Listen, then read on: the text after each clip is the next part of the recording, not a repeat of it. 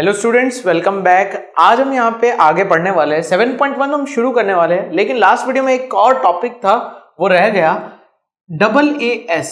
ये यहाँ पे समझना रह गया था। कॉन्ग्रुएंस रूल में हमने दो ऑलरेडी देख लिए, ए से देख लिया, एस एस देख लिया, अब डबल ए एस। इससे आपको समझ में आ रहा होगा डबल ए एस क्या है। डबल ए मतलब यहाँ पे ये A4 है एंगल, वापस से यहाँ पे है एंगल और उसके बाद यहाँ पे आता है साइड। ठीक है, अब यही कॉन्ग्रुएंस रूल को यहाँ पे ये इसको भी यहाँ पे बताया गया है टेक्स्ट बुक में, आप यहाँ पे देख सकते हो। अगर आपके पास टेक्स्ट बुक है तो 117 एनसीईआरटी के पे 117 पेज पे आपको दिख जाएगा। अब इसका कहने का मतलब क्या है, AAS का मतलब क्या होता है। अब देखो AAS क्या कहता है कि मान लो आपके पास दो ट्राइंगल है, ठीक है, जैसे कि यहाँ पे देख सकते हो दो ट्राइंगल है, ठीक है। अब ये दो ट्राइंगल में इसका नाम हम ABC दे देते, इसका नाम हम दे देते PQR। अब ये दो ट्राइंगल का यहाँ पे रूल क्या कहता है कि अगर A एंगल इक्वल है, मान लो कि अभी के लिए हम कंसीडर करते हैं A और P इक्वल है, B और Q इक्वल है, फिर आपके पास आता है BC और QR इक्वल है, तो यहां पे आप AAS का इस्तेमाल करोगे। क्यों? क्योंकि एंगल साइड, दो एंगल पहले यहां पे आएंगे, उसके बाद यहां पे साइड आएगी, तो ऐसे में यहां पे AAS आपका लगेगा। ठीक है, यहां पे आप ASA को नहीं लगा सकते, क्योंकि आप सोचोगे कि दो एंगल और एक साइड है तो हमारे पास ASA भी तो है, लेकिन ASA इस केस में नहीं लग पाएगा, बिकॉज ASA क्या कहता है, एंगल साइड एंगल, इसका मतलब ये हुआ एंगल उसके बाद साइड फिर वापस से एंगल। लेकिन AAS क्या कहता है, आपके पास दो कंटिन्यू दो एंगल होंगे उसके बाद वाले साइड। ठीक है, तो ये AAS का कॉन्ग्रुएंस रूल है। ठीक है, काफी सिंपल है, काफी इजी है। अब यहां पे अगर हम देखते हैं आगे, एक्सरसाइज को सॉल्व करेंगे, तो एक्सरसाइज के सम को यहाँ पे देखते हैं। 7.1 एक्सरसाइज हम यहाँ पे शुरू करने वाले हैं। अब इस डायग्राम में अगर आप देखो तो ABCD नाम का एक क्वाड्रिलेटरल दिया हुआ है। पूरा क्वेश्चन मैं पढ़ता हूं, इन क्वाड्रिलेटरल ACBD, ठीक है, नाम इस तरह से पढ़ा है ACBD। ठीक है, तो ACBD, AC equals to AD, ठीक है, जो दिया हुआ है वो मैं लिख देता हूं, AC इक्वल्स टू AD। उसके बाद कहा है AB bisects angle A, AB bisects angle A। AB जो है वो एंगल A को बाइसेक्ट कर रहा है, AB जो लाइन है वो A को बाइसेक्ट कर रही है। उसके बाद क्या कहा है, show that triangle ABC is corresponding and congruent to triangle ABD। ABC और ABD क्या है, कॉन्ग्रुएंट और इक्वल है। फिर आपको यहां पे एक क्वेश्चन पूछा है, what can you say about BC and BD। वो तो हम बाद में देखेंगे कि हम उसके बारे में क्या कह सकते हैं। अब देखो एक चीज क्या बताइए, AC और AD इक्वल है, क्वेश्चन में बता दिया है, और बाद में ये कहा है कि AB जो है एंगल A को बाइसेक्ट कर रहा है। बाइसेक्ट कर रहा है इसका मतलब क्या होता है, बाइसेक्ट कर रहा है इसका मतलब होता है कि ये वाला जो एंगल है और ये वाला जो एंगल है वो इक्वल है, क्योंकि पूरा एंगल A उसको बाइसेक्ट करके दो इक्वल पार्ट्स में डिवाइड कर रहा है। ठीक है, सो अब सबसे पहले पॉइंट जो आपको दिया हुआ है, दिया क्या हुआ है, AC और AD दिया हुआ है। अब देखो ये आपका ट्राइंगल ABC है, ये वाला पार्ट इस तरफ का ABC है, फिर ये वाला पार्ट कौन सा है, ABD है ना, ये वाला ABC है, ये वाला ABD है। अब इस ट्राइंगल की एक साइड को इन्होंने बताया है इस ट्राइंगल की एक साइड के साथ इक्वल, यानी कि AC और AD को क्या कहा है, इक्वल कहा है। तो हम यहां पे लिखेंगे for triangle ABC and triangle ABD AC equals to AD, AC equals to AD। अब इसमें खास ध्यान ये रखना है कि ये AC और ये AD देखो पोजीशन सेम करेस्पॉन्डिंग आना चाहिए। आप किसी भी साइड को किसी भी के साथ इक्वल नहीं बता सकते, तो AC और AD है, तो ये सबसे पहला हमने बता दिया। दूसरा आप क्या बता सकते हो, दूसरा यहां पे इस ट्राइंगल का ये वाला एंगल इक्वल है इस ट्राइंगल के ये एंगल के साथ। इसका मतलब ये होता है angle CAB is equal to DAB। और इसका रीजन हम क्या लिखेंगे, रीजन यहां पे लिखेंगे AB bisects angle A, AB bisects angle A। तो दोनों ट्राइंगल में एक हमने साइड इक्वल बताई जो कि क्वेश्चन में दी गई थी, बाइसेक्शन की वजह से ये एंगल भी हमने इक्वल बता दिया, तो इस ट्राइंगल का एक एंगल और इस ट्राइंगल का एक एंगल भी इक्वल हो गया। तो हमारे पास साइड आ गई, हमारे पास एंगल आ गया। अब रूल के हिसाब से एक साइड होनी चाहिए, तो ढूंढो क्या हो सकता है। और कुछ भी क्वेश्चन में नहीं दिया है, सिर्फ यहां पे ऑब्जर्व करना है। साइड हो गई, एंगल हो गया, साइड हो गई, एंगल हो गया, तो अब एक साइड चाहिए। तो एक चीज आपको समझ में आ जानी चाहिए कि जब भी ऐसा दिया हुआ है दोनों ट्राइंगल जुड़े हुए हैं तो किसी कॉमन के साथ जुड़े हुए ना, इन दोनों के बीच में एक कॉमन दीवार है। कौन सी? A B. ए बी जो है वो कॉमन है दोनों में। मतलब अगर आप देखो तो यहां पे भी ए बी आ रहा है, यहां पे भी तो ए बी आ रहा है। सो यहां पे हम लिखेंगे ए बी और ब्रैकेट में लिख देंगे कॉमन साइड। ए बी क्या लिखेंगे? Common side. और ये आपकी हो गई साइड। अब चेक ये करना है कि साइड एंगल साइड यहां पे लग पा रहा है। यस, लग सकता है, बिकॉज साइड हो गई, फिर एंगल हो गया, फिर वापस से ये वाली साइड हो गई। इस ट्राइंगल के लिए भी सेम, साइड हो गई, एंगल हो गया, फिर वापस से साइड आ गई। तो एस ए एस की वजह से यहां पे क्या लिखेंगे? By S A S congruence rule, S A S congruence rule, triangle ABC is equal and congruent to triangle ABD। ठीक है, ये आपका सम हो गया। काफी इजी। हमने यहाँ पे SAS से पढ़ा था, SS को हमने अप्लाई भी कर दिया। अब दूसरा एक क्वेश्चन इसमें दिया हुआ था, what can you say about BC and BD? What can you say about BC and BD? BC जो है और BD जो है, इनके बारे में आपका क्या कहना है? अब देखो, SAS की वजह से हमने ये दोनों ट्राइंगल को इक्वल बता दिया, तो BC जो है वो इस ट्राइंगल का पार्ट है, BD जो है वो इस ट्राइंगल का पार्ट है ना। सो ये दोनों भी इक्वल हो गए। भले ही हमने कहीं पे बताया नहीं है, लेकिन जब हमने पूरे ट्राइंगल को इक्वल बता दिया है तो अब इसका कोई भी पार्ट आ जाए वो इक्वल हो सकता है। आप यहां पे BC एंड BD को इक्वल लिख सकते हो, बट एक चीज के साथ यहां पे लिखना है। मैं आपको दिखाता हूं, आपका टेक्स्ट बुक का page number, let me tell you, यहाँ पे जो पेज नंबर है वो आपको ओपन करना है 112। अगर नहीं भी ओपन करते हो तो यहाँ पे देख लो। मैं यहाँ पे आपको एक चीज बताता हूं, कॉन्ग्रुएंट ट्राइंगल्स करेस्पॉन्डिंग पार्ट्स। जो भी दोनों कॉन्ग्रुएंट ट्राइंगल्स है उसके करेस्पॉन्डिंग जितने भी पार्ट्स आते हैं, जैसे कि हमने सिर्फ ये एंगल को इक्वल बताया, लेकिन इस ट्राइंगल में और भी दो एंगल्स है, जैसे कि ये वाला और ये वाला, ये दोनों एंगल भी है, ये दोनों एंगल भी है। तो आप यहां पे इन दोनों एंगल्स और ये एक साइड जो रह गई, इसके बारे में क्या बताओगे? तो इनको भी आप इक्वल बता सकते हो।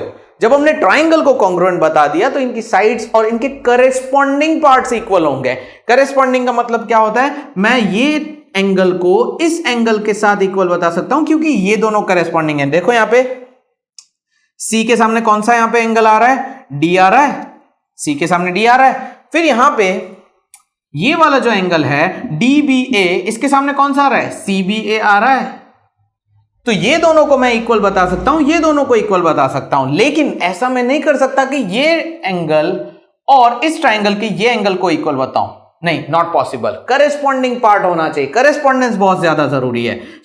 इसी वजह से मैंने आपको यहां पे इस पेज पे आने को कहा, और जिसमें क्या लिखा हुआ है, कॉन्ग्रुएंट ट्राइंगल्स करेस्पॉन्डिंग पार्ट्स। यहां पे आप यहां पे लिख सकते हो, congruent triangles corresponding parts are equal, we write in short CPCT मतलब corresponding parts of congruent triangles। CPCT का मतलब क्या होता है? corresponding parts of congruent triangles। congruent triangles है, उसके corresponding part का ये एक हिस्सा है। तो by CPCT BC and BD are equal by CPCT। CPCT याद रखना, ये बहुत ही ज्यादा इंटरेस्टिंग होता है। आगे चल के इसको हम बहुत ज्यादा और भी मैं आपको समझाऊंगा। अब आगे बढ़ते हैं नेक्स्ट सम की तरफ, 7.1 का सेकंड क्वेश्चन। अब ये डायग्राम आप देख सकते हो, क्वेश्चन में क्या दिया हुआ है? ABCD is a quadrilateral, AD equals to BC, AD equals to BC। देखो यहां पे दे दिया है। नाउ क्या कहा है? Angle DAB is equal to CBA। DAB equals to CBA। DAB यानी कि ये पूरा एंगल इक्वल है किससे? CBA से। CBA यानी कि ये वाले एंगल के साथ। प्रूव दैट, फर्स्ट हमें प्रूव करना है triangle ABD is equal and congruent to triangle BAC। बाकी के पार्ट्स को हम बाद में देखते हैं कि बाकी क्या क्या प्रूव करने को कहा है, लेकिन सबसे पहले इसको समझते हैं। ABD एंड BAC ट्राइंगल कहां पे है? तो ABD ट्राइंगल कहां पे है? ये वाला ट्राइंगल जो कि आपको दिख रहा होगा, ये वाला पूरा ट्राइंगल ABD।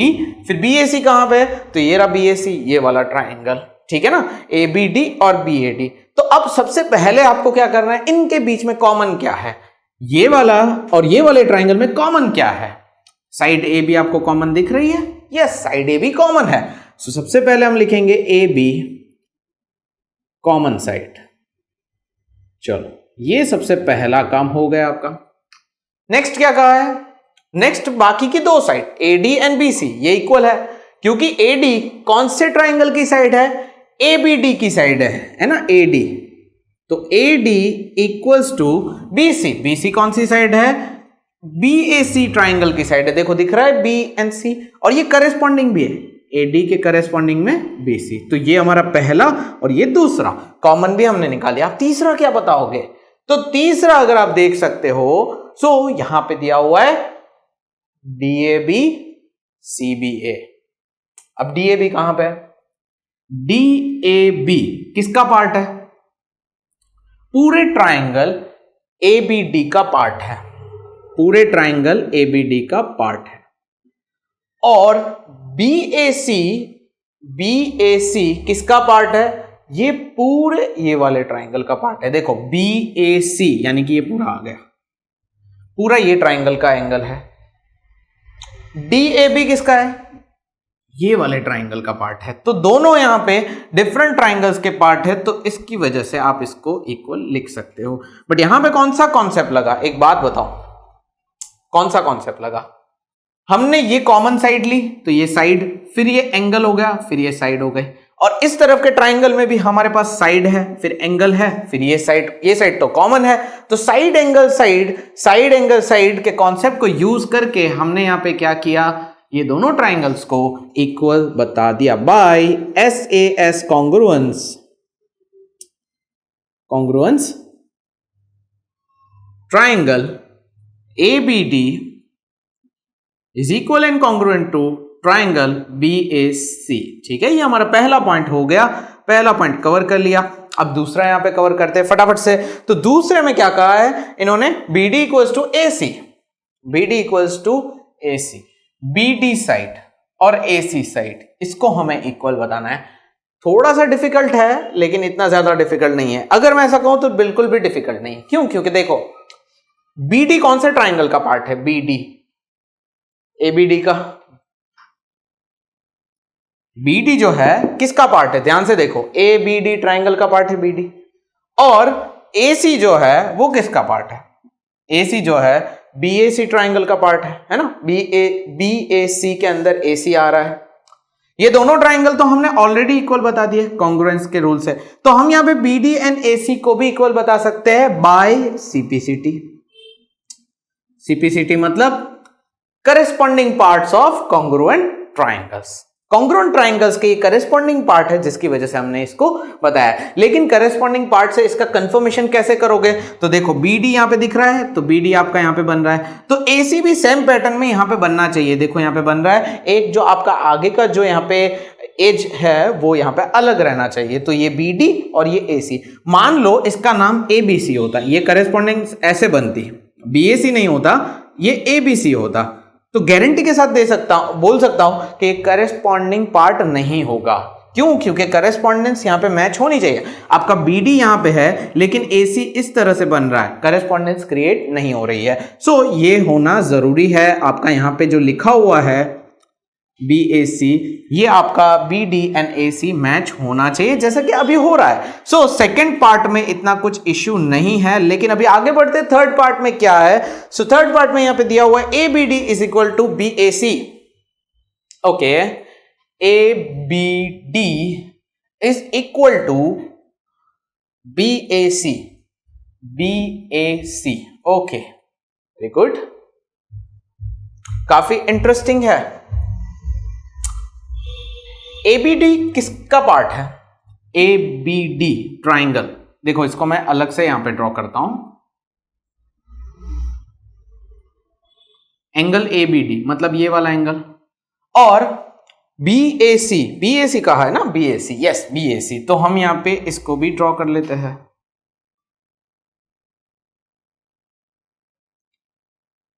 ये किसका पार्ट है?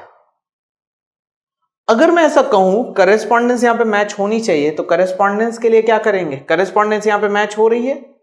करेस्पॉन्डेंस तो मैच नहीं हो रही है, बिकॉज रूल के हिसाब से क्या होना चाहिए? अच्छा, यहां पे ये चीज करेस्पॉन्डेंस की जब बात आती है तो हमें करेस्पॉन्डेंस अभी चेक करनी है।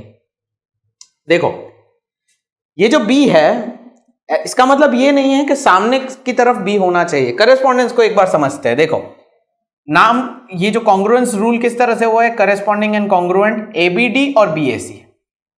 तो अगर मैं आपको बताऊं तो A के सामने B का एंगल इक्वल है। एंगल ट्राइंगल ABD में एंगल A के सामने एंगल B करेस्पॉन्डिंग आ रहा है, मतलब कि इसके सामने ये करेस्पॉन्डिंग एंगल है। लेकिन अगर हम बात करें एंगल B, ये वाला, तो ये किसके सामने आ रहा है? A के सामने आ रहा है, मतलब ये B और A करेस्पॉन्डिंग हो रहे हैं। ये वाला B वाला और ये A वाला, ABD की तरफ से B और BAC की तरफ से A एंगल, ये दोनों करेस्पॉन्डिंग हो रहे हैं। और जबकि यहाँ पे D और C, यहाँ पे क्या हो रहे हैं? D और C हो रहे हैं, मतलब ये वाला किसके करेस्पॉन्डिंग में? इसके करेस्पॉन्डिंग में। और यहां पे थोड़ा रिवर्स है कि भाई ABD का एंगल A करेस्पॉन्डिंग में है BAC के एंगल B के साथ। हर बार ऐसा जरूरी नहीं होगा, हर बार क्या होगा? A के सामने A, B के सामने B। लेकिन इस केस में ऐसा नहीं है। A के सामने क्या है? B करेस्पॉन्डिंग है, और B के सामने क्या है? A करेस्पॉन्डिंग है। किसके B? ABD के B के सामने BAC का A करेस्पॉन्डिंग है। ठीक है, ध्यान से समझो, ABD के A के सामने BAC का B करेस्पॉन्डिंग है। उल्टा सीधा हो गया है, लेकिन ऐसा हो सकता है। तो इस वजह से ये करेस्पॉन्डेंस को चेक करते हुए आप यहां पे क्या बोल सकते हो? Angle ABD is equal to angle BAC by CPCT। ठीक है, हर जगह पे ये CPCT की दुकान मत लगा देना, हर बार ऐसा नहीं होता है। अगर मान लो ऐसा कहा होता, ठीक है, let suppose angle D and angle A इसको इक्वल करने को कहा होता, तो आप CPCT से नहीं बता सकते। क्यों? क्योंकि D के करस्पॉन्डिंग में C है, ये दोनों को आप इक्वल बता सकते हो, लेकिन D और A को इक्वल नहीं बता सकते हो। ठीक है, ये कोई रूल नहीं है। बाई चांस यहां पे कोई बाइसेक्टर होता है या कोई ऑपोजिट एंगल का पेयर होता तब बोल सकते हैं, लेकिन वो रूल अलग है। यहां करस्पॉन्डिंग CPCT की बात हो रही है, तो CPCT से इन दोनों को इक्वल नहीं बता सकते हैं। किसको बता सकते हैं? D और C को, A और B को, ठीक है, और B और A को। ठीक है, समझ में आया इस पर्टिकुलर ट्राइंगल के लिए? I hope this thing is clear and आपको समझ में भी आ गया होगा। 2 सम हमने किए, काफी लंबा था ये एक्सरसाइज को हमने शुरू किया है, लेकिन अभी थोड़ा फास्ट कर देंगे। नेक्स्ट वीडियो में यहां पे समझेंगे बाकी के सम्स और आगे बढ़ेंगे 3rd क्वेश्चन से। तब तक के लिए गुड बाय, टेक केयर।